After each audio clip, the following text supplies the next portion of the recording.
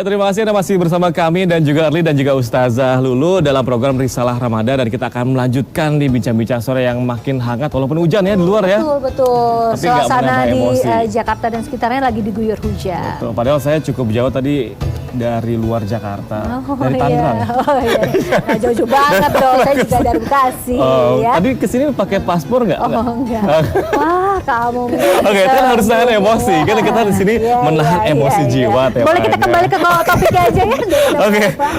Oke, Ustazah, ini kan kita ada yang emosi nih, daripada emosi lagi kita mungkin bisa berdiskusi mengenai kalau kita kan menghadapi teman-teman yang mungkin ibaratnya suka baperan lah bahasanya, itu tuh gimana sih sebenarnya?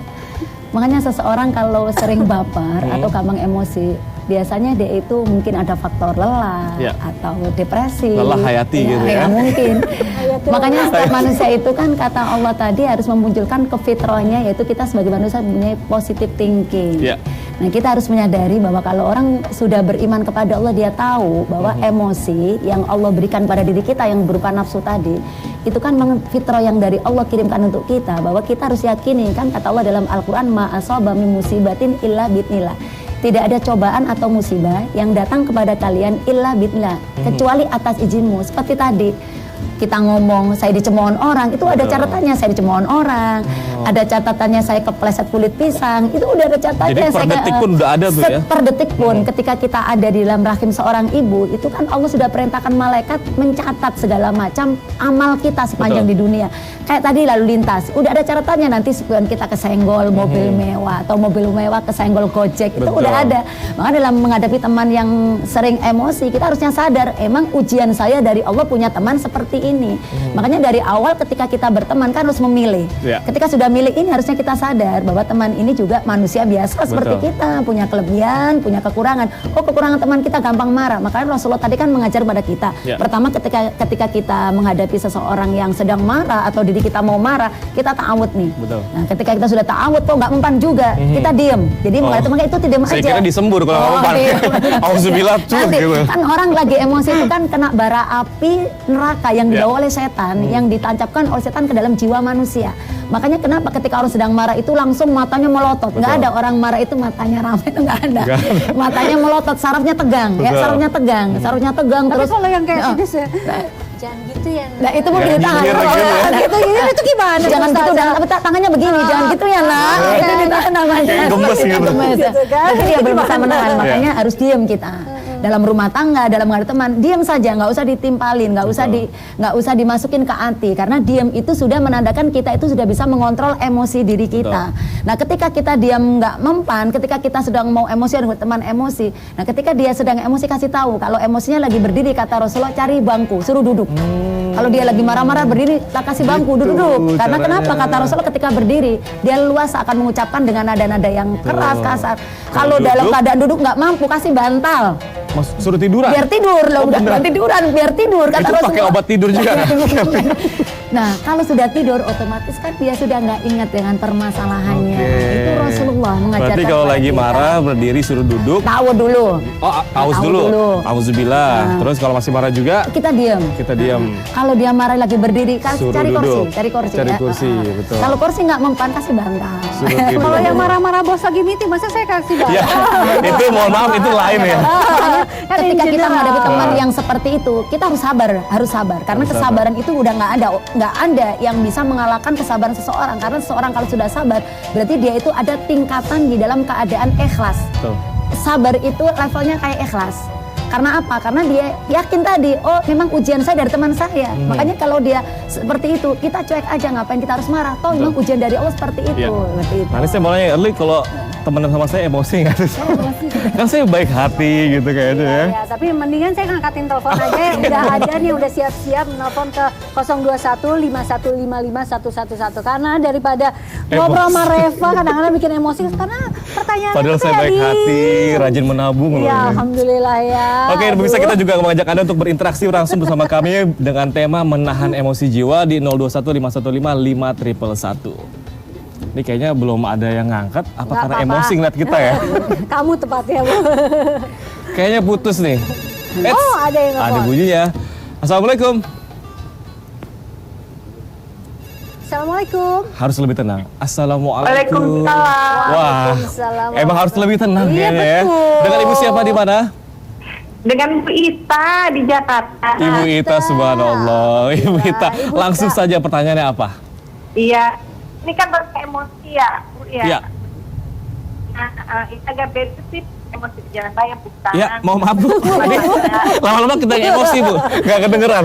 Bu, gimana Bu? Kan saya rumah tangga, Bu. Nah, kalau di rumah itu susah menjaga emosi kalau anak-anak suka nggak nurut dibilangin, Oke. terus yang kecil suka tantrum. Ibu-ibu rumah tangga. Nah, gimana sih Ustazah supaya bisa jaga emosi? Apa harus banyak-banyak istighfar apa gimana gitu? Tolong dikasih tahu. Oke. Jadi ini problematika ibu-ibu, Rumah tangga. ibu-ibu biasanya. Ibu-ibu rumah tangga. Iya Baik. benar. Putranya ada berapa Mbak Ita? 3 Ada 3, Masya Allah. Semuanya nangis. Putra semua atau ada putrinya? putra-putri. Putra-putri yang terhormat berarti ya. Biasanya ibu-ibu ngurus anak-anak 3 lagi ya. Oke, nanti kita coba bantu Ya. jawab ya. Terima kasih. Mbak Ita. Terima kasih. Assalamualaikum. Waalaikumsalam warahmatullahi warahmatullahi Ini wabarakatuh. menghadapi anak-anak yang Iya. lagi gemes-gemesnya nih, gimana sih Ya, nahan emosinya? khususnya Bu Ita umumnya kita. Seharusnya manusia itu selalu bersyukur kepada Allah. Dulu Ya. Bu Ita waktu nikah, mungkin doanya habis nikah kepingin punya anak. Betul. Pasti kan? Nah, ketika dikasih Allah anak, harusnya terus menjaga kesabaran itu. Menjaga Berarti bersyukurnya. bersyukur kepada Allah dengan menjaga anak tadi. Makanya nggak usah dianggap, artinya nggak usah dimasukin hati seorang ibu kesal kepada anak. Kalau kita sudah kesal kepada anak, otomatis kan doa kita ditolak oleh Allah Subhanahu Wa Taala. Masya Allah. Bagaimana menghadapinya tadi? Tadi sudah dikatakan, Bu Ita istighfar boleh, baca ta'awud, atau tadi karena orang lagi emosi, orang lagi marah itu kan tadi bara api neraka yang dimasukkan dalam jiwa manusia. Otomatis apa? Kalau ada api supaya padam kasih apa? Kasih air, Air. suruh berwudu. Oh. Nah, suruh berwudu Bu Ita. Biar Makanya lebih tenang biarpun lebih lagi. tenang. Kalau nggak tenang ya udah, kata Rasulullah idza ghadaba fal yaskut, ketika kamu sedang marah, fal yaskut, maka kamu harus diam. Makanya Bu Ita menghadapi anaknya modelnya apa, dia mau bawa piringnya pecah, disuruh bawa kolak-kolaknya tumpah atau bagaimana. Jadi diem Ya, aja. diam Tenang aja. aja. Toh kalaupun kita marah-marah tetap aja kolaknya tumpah. Oke. Kalaupun kita marah tetap aja piringnya pecah. Udah kejadian gitu ya, Bu, ya.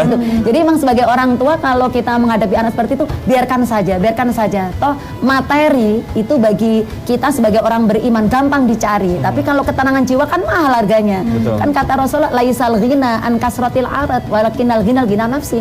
Sesungguhnya orang kaya itu bukan orang yang banyak hartanya, bukan tinggi pangkatnya, tapi orang kaya adalah orang yang jiwanya tenang. Makanya Ya. menghadapi anak-anak nikmatin aja. Toh dulunya kita kepingin punya anak, sekarang sudah punya anak, ya udah kita nikmatin. Betul. Harusnya terus bersyukur kepada Allah. Justru kita bisa semakin sabar kalau ujian itu terus datang. Kenapa Mbak Erli begitu sabar menghadapi rival? Karena udah biasa. Subhanallah, menghadapi Udah biasa, saya. ya.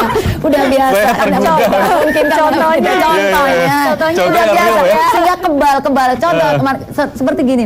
Kenapa ibu ngurusin suami yang sedang sakit kok sabar banget? Sudah 5 tahun Ustazah suami saya sakit stroke. Awalnya saya nggak sabar. Maka dalam Islam itu disebut sabar apabila awal menghadapi masalah Ya. dia kembalikan kepada Allah. Jadi sabar yang hakiki itu pada saat awal mengalami masalah itu. Ketika sudah pertama Sudah kali biasa. mendapat masalah, sama ketika tadi berkendaraan ya saya ke sana. Ketika kita sedang berkendara antara mobil kita disenggol kepetok, udah kita sabar aja. Materi gampang dicari. Betul. Bila perlu kita buka kaca, saya seperti buka kaca. Nggak apa-apa, Mas saya terima sabar kasih gitu ya ya. Mas. Enggak saya gitu. Mas terima kasih ya Mas. Pas dilihat mobilnya penyok ya Bu ya. Udah gak sabar lagi dong. Kenapa? Karena kita imani, kita yakini semua itu tidak ada catatannya dari Allah. Ya. Saya berangkat walaupun dengan santai, saya berangkat dengan cara baca doa, saya udah wudhu, sudah baca doa. Tapi kata Allah, nanti aku uji kesabaranmu dengan disenggol seseorang. Betul. Bagaimana sikap kamu? Nah makanya kan kaitannya seperti tadi, orang bisa bersabar kalau imannya kuat. Bagaimana mungkin seorang ibu bisa sabar kalau imannya tidak kuat? Makanya ibu harus belajar tentang kesabaran di dalam konsep Jadi Islam. terkadang kalau disenggol oleh kendaraan lain itu juga cobaan buat kita tuh Cobaan ya. udah ada catatannya, makanya boleh kita minta ganti tapi dengan cara tidak emosi. Kan kalau orang udah emosi semua yang di Ragunan disebut. Betul. Semuanya ada kan sebut semuanya. Kambing Ada, ya Bu ya. semuanya. Kambing, Di Ragunan ada bebek, kambing. apalagi. Ada juga kambing. Ada ya kambingnya. Kok nanya lagi? Kambingnya kan di sini. Kambingnya di sini. Iya, Ya, seperti- saya nggak ngomong ya. Barangkali ada yang nanya lagi. Ya, Oke. Seperti itu Bu Ita. Nah, Tapi aku mau nanya nih, Ya. Bu Ustazah, kalau misalnya nih posisinya misal kembali lagi kita ke Iya. jalanan nih, bukan kita yang membawa kendaraan, Orang tapi lain. kita menumpang lah Iya. gitu, kita jadi penumpangnya. yang nyetirnya tuh atau yang membawa kendaraan tuh emosi dikit-dikit, Emosian. emosi, ngeluh ini, ngeluh itu, Klakson semua kiri klakson, kanan. semuanya dihujat gitu ya. Itu kita harus gimana? Masa ya? Iya, ngeliat Kita kondisi gituin, kita di nggak kendaraan mungkin umum ya. atau di kendaraan pribadi. Ya. Bisa dua-duanya sih. Kalau Pokoknya kita di sebagai kendaraan penumpang. pribadi, kita kan gampang negur ya. Bagaimana Betul. kendaraan umum? Sebenarnya kita nggak usah takut selama itu untuk kebenaran. Kita harus ada keberanian. Ya, kita kasih tahu setir atau bagaimana dengan cara yang baik. Tadi kembali kepada ketulusan. Ketika kita mengingatkan seseorang itu tulus, seseorang itu akan diberikan oleh Allah sendiri, yaitu sesuatu kelunakan dalam hatinya sehingga mau. Karena kan setiap orang ketika emosi itu faktornya kan macam-macam. Betul. Faktor ekonomi, Ya. itu yang sering mencuat, faktor Ya. ekonomi, faktor bertengkar sama pasangannya, seperti itu kan. Jangan gitu, Fa. Enggak, saya mah Tapi insya itu Allah kan juga aman. kebawa juga, Aman, makanya aman. kan kontrol emosi itu penting dari mana? Keimanan tadi. Semua Betul. kalau menurut Islam itu semua itu faktor apa saja yang terjadi pada sikap kita itu ada keimanan manusia, keimanan Kebetul. kita. Balik Ketika- lagi kepada kepada keimanan diri kita, masing-masing masuk ya. keimanan kita. Ketika seseorang itu imannya sudah kuat, seperti masalah itu dia tidak terlalu dipikirkan, dia akan bekerja dengan Ustazah, ini kan kalau di bulan puasa kita kan orang bilang lebih gampang emosi nih Ya. karena kita perut kosong, Benar. terus gampang tersulut emosi. Jadi tips-tips orang berpuasa biar nggak gampang emosi seperti apa? kan kata Rasulullah asyamu nisfus sabri. Puasa itu separohnya membentuk pribadi sabar. Iya.